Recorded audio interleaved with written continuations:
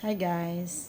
Isa sa pinakamahirap na moment ng isang nagre-recover ay yung na-stuck ka sa bahay, wala kang magawa. Kasi nga hindi ka naman pwedeng mag-work, magtrabaho, kumilos ng mabilis. And so sabi ko kay Lord, ano gagawin ko Lord? And then sabi niya, read the Bible. Exodus. Start it in Exodus. Sabi ko, bakit Exodus? Nabasa ko na nga yun eh. But then, sabi niya, get the important lessons and then share through the social media. And so sabi ko, hindi ko yata yun kaya, Lord. But I obeyed. So, first upload ko ng video. Tinignan ko, wala namang nagla-like, Lord, sabi ko. Walang nagko-comment. Parang, hindi naman pinapansin. Parang family ko nga, friends ko, hindi man lang mag-like kaya, sabi ko, hindi yata ako magaling mag-video ng sarili ko kasi hindi ko kaya. And then, sabi niya, just continue sharing. Read and then share. Sabi niya ganun.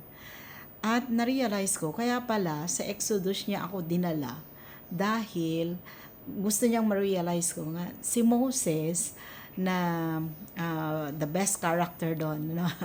Most important character. He gave him his command na alisin ang kanyang mga kalahi sa Ehipto. And nag-atubili siya, no? Nag-hesitant kasi nga sabi niya, Lord, hindi ko kaya. Hindi kasi siya marunong magsalita, just like me, pautal-utal din, no?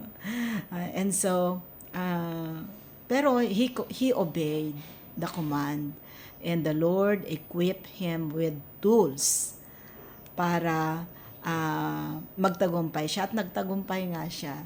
He just obeyed. Moses just obeyed.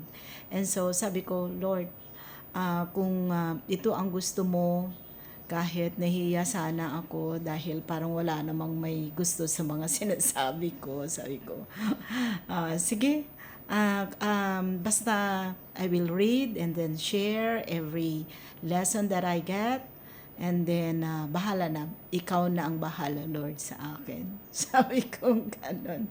So, yun ang dahilan guys kung bakit na-enjoy ko naman ang recovery journey ko, na kahit ganun na nandito lang ako sa bahay, hindi ako nabobored because I'm now taking videos, kinakausap ko ang sarili ko.